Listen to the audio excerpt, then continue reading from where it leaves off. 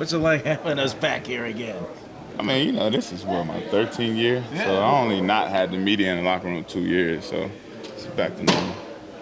Okay, all right. It's not no eye roll, no like, oh God, here they come. Nah, you guys family, man. See? That's a first. We're called family. Family. Y'all vote for me on that award this year, too. Appreciate you. Yeah, no problem. What have you seen from the development? I don't think that was in your book earlier part. What have you seen from the development of the young guys on the interior? We'll see Sunday. We'll see. Of course, they made some big strides throughout the preseason, but Sunday is a big test, so none of that really matters. We'll see. After week one, I think we'll have a better answer for you. But I got all the faith in them guys in the world. They're here for a reason. Everybody has to start off at some point, right? So, this is their opportunity, and I expect them to seize it. That's my thoughts on it. You come across as like a nice, soft-spoken mentor through this time. Once the games get going, what are you like on the sideline, and will you tear into them more? Nah. I've never been that type. Okay.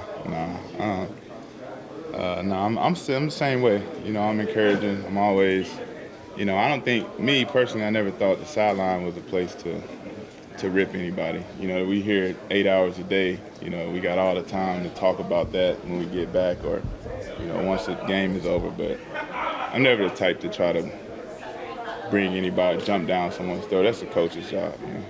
After this many years, they've got to have butterflies in their stomach going into week one. After this many seasons, how about you? Yeah, of course. All the time. Every year, it never changes. With Chris Burster having expanded role with the run game and all that this year, do you guys have more say? Are you able to give more input into what turns into? No. Nah. It's way above my pay grade, man. I'm one of 11 in the huddle that get that call and go try to do the job. I figure with your O-line coach designing some of the run plays that maybe it'll have a more of an offensive line kind of slant. Oh yeah, I'm sure he more than anybody knows the pulse of his room and know what guys like and what they don't like, and if he creates a game plan to fit that, then it's out of our control. But honestly, a lot of it just comes from what we're looking at that week, and some weeks it might be a job that's not as pretty as the week before, and it's just how it goes playing offensive line. Just talking about just how big the catalog of plays is, and that part of it, you just have to kind of pick what's going to work the best. Right. When does that catalog get honed? And especially in week one, is it hard to come up with a catalog because you don't really know what the opponent is going to be doing? Well, we know, what they generally do, or we know what scheme they run. Of course, we don't know what their game plan is. We can only, watch film and make an educated guess on what they like to do. But that catalog doesn't go in there every week. So, yeah, we might have 100 and something runs, but we're not going to install 100 runs every week. It might take 20, 30 out of those runs that's more effective against that scheme, and that's what we roll into the week with. But, you got to be on it with Cal because he might see something at halftime and go pull out a call from training camp, and that's the surprise factor about it. But for the most part, we kind of know what's coming, and we get a chance to really hone in on a specific group of plays for the week. How often does he do that? Throw something at you guys at halftime? Oh, he'll do it. At least, yeah, he gonna do it. Probably not every game, but probably every other game. Everybody get Drake. What's up, Drake? You got a question for me? All right, we good. No, you good? All right. Do you remember the 2005 game with the 108 yards return and the win? No, I forget all those. It's. I don't think it'll be that windy. It doesn't seem like it's going to be that windy. And usually the wind doesn't kick up there until probably October, pretty bad.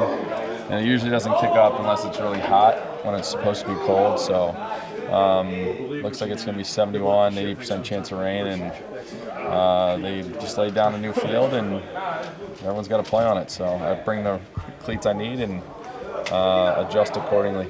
Robbie, can you give us like a state of the special teams unit, like how it's changed since last year? Because there's a lot of emphasis this year on it. Yeah, I think Coach Schneider comes in bringing a lot of simple philosophies that translate to a lot of different positions throughout the building. So, a lot of the stuff that we talk about, two-man tackling, is what they do on defense, right? So trying to teach offensive guys that concept.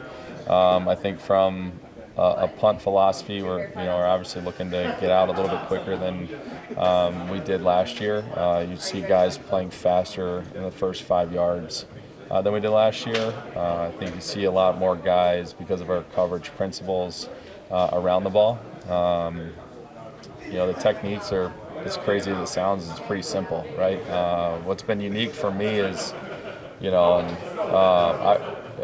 I've had a lot of great coaches throughout my career, but after practice would get done, I'd sit in there for 2 hours just watching practice with Coach Schneider and the coaches, just going over what the philosophies are and how he teaches the techniques. And for me, I have a brother who's a coach, so I'm kind of a football geek. So for me, that was pretty cool to sit there and listen and learn. And I think you can see some of that translate into kickoff, trying to learn the system. Different coaches have different systems, and I think, there's certain kicks that you can't have in certain systems, and that's the first time in my 18-year career I'm really thinking along the line of, how to miss and where to miss on a kickoff, as opposed to just swing as hard as you can and hope to God it's in the right direction. But I think he's bringing a lot of clarity to our group, and you're seeing, I think, that from the starters to the third team guys who are making a lot of plays late in Minnesota. And you got some really good core guys. Odom, that guy's a stud with his waggle going down the field. Malik, the guy has just got some awesome speed that can help us and play physical. You're seeing a lot of guys that have been here in the past playing faster, like Huff.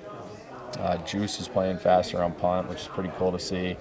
And all that translates into offense and defense, and it kind of marries what we're trying to do around here. Robbie, after pretty much having this locker room all to yourselves, the players, what's it like having us microphone-toting guys?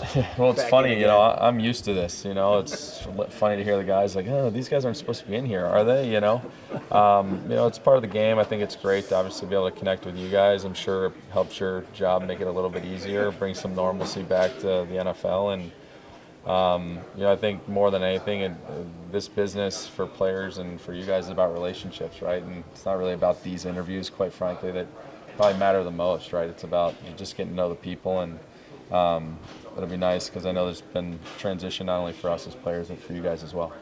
How many clubs do you have in your bag when it comes to kickoffs? It's funny, when I first got in the NFL, you had to develop those because we were kicking off from the 30, so there wasn't really a ton of touchbacks that were happening, so teams were more directional kicking. So it's awesome that this philosophy really fits that for me. I think from being able to study the game, again, you're talking about a coach who, we talk about what the returners might look like. They have 3 guys that could potentially return the football for them this week. 2 could be rookies, so you're going through kind of the skill sets, what hand do they carry the ball in, what returns do they like to do, what kind of returners are they. There's different type of kicks that you can use in bad weather, because some guys might not catch the ball great going left, some guys might not catch the ball great going right. Maybe on punt they don't catch the ball as square, so you try to make them move more on kickoff if they're doing kickoff. So there's a lot of things that kind of go into that, and for me, we'll utilize any kick we need to in order to give us the best chance to obviously have some sort of gamesmanship, because we know Hightower really well, and he knows us pretty well.